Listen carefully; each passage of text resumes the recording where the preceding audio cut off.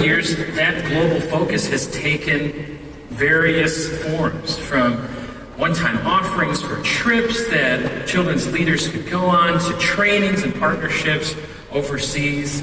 And this year at CPC 15, we want to introduce you to someone new, someone you have never met before, and as part of our global focus, invite you to participate and respond in a new way. Because the team at INCM really believes that this group of leaders, this community of leaders right here at CPC 15, could do something together to make a global difference tonight. And so, at the outset of this, I just want to ask you to invite God to open your heart to how He might be asking you to respond and to participate. We're going to tell you a story from a really inspiring special guest. We discovered our guest at a concert with artist Francesca Battistelli. Franny wrote a song about our guest, and that makes perfect sense because her story is inspirational and it will absolutely blow you away. Take a look. Things, ideas, and dreams start with a spark, and before you know it, that spark turns into a fire. Something as simple as meeting a group of children from Africa turned into a passion and has changed a girl's life forever. From that fire, Project Yesu was born. God led her to a country she had no idea about. He placed people on her heart that she had never met. He created a desire and a passion that made her bold and fearless. Her goals at first were simple. She wanted to support organizations that were doing great things in Uganda. You know what happens when you give God your goals and dreams?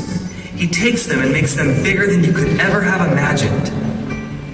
Fast forward a few years. Now she's working on the ground in Uganda. She's walked the red dirt roads, sat in the homes of families who have to choose between feeding their children or educating them. She has held babies in her arms who are struggling to live because they are so malnourished. She's been called to action, to love on these sweet faces, to serve where He leads. God's paths are not always paved smooth. She has met resistance, but she has also had amazing people come alongside her to help her grow and turn her dreams into reality. People have said she would never succeed and asked why she wanted to help those people. But the answer is always simple, because He calls us to. No, He demands that we do.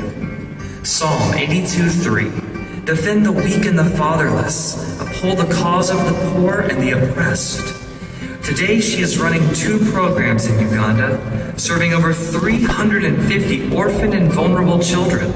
She is dreaming God-sized dreams. She is walking His path and following His lead.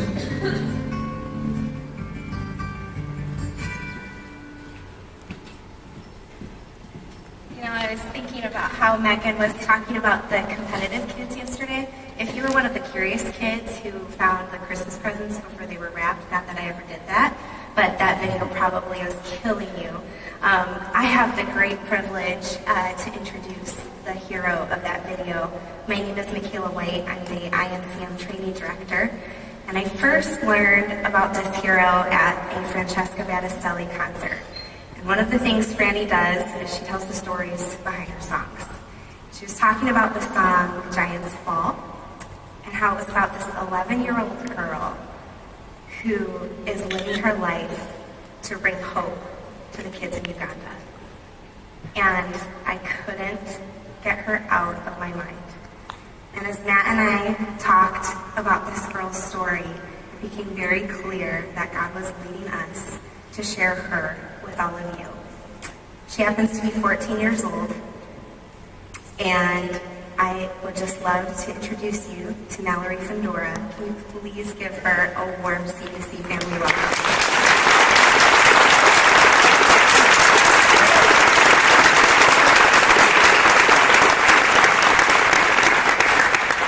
So, Mallory is the founder of Project Yesu. How old were you? I was 11 when I started. And how did the journey start?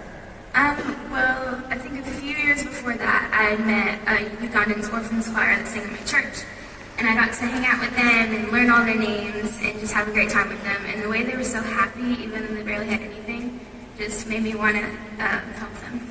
So they stole your heart. Yes. And so in Uganda, you began a sponsoring program. Yes. In a village called Busma. Mm-hmm. Why that village? It's about the same thing. When I went in there, they were so welcoming, and just the way they loved on me, and we sang and we danced, and I just had a great time there. And it's just the way they were so happy that inspired me. Can you talk about what the sponsoring program in that village provides for those kids? It provides them to go to school because some parents can't afford for all of their kids to go to school or even just one, so they have to choose. So if you sponsor a kid, it's $32 a month and it pays for their schooling. So you started recently too another program in Uganda. Can you tell us a little bit about that? It's a feeding program that feeds over 250 kids a day before they go to school because I was told that some of the kids don't get enough food before they go to school and they can't concentrate, and it's hard to learn with an empty stomach. So I started the feeding program, and it's grown to 250 kids. That's incredible. We know it's kind of hard to sit through a breakout on an empty stomach. So imagine being a child trying to sit through school on an empty stomach. It's wonderful. You've got really big dreams. And none of us would expect this journey for you to be easy. Who has been the biggest supporter for you in Project Yesu? My mom has been a huge supporter for me. She just encourages me every day to keep going when it's even rough, and my whole family does the same for me. And also Francesca Battistelli, as you mentioned before, she has brought me along the journey and has lifted me up when I've fallen. So, Where do you see Project Yesu in the future? Where do you see yourself in the future? Well, I have a plan in at least 5 years to build a school in Uganda, and I want to be on the ground, and I'm going to be living there once I graduate high school. And I just want to be able to change way more lives than I am right now. There's just an incredible story that God is writing with your life. And I am so humbled to be in the presence of such a great leader.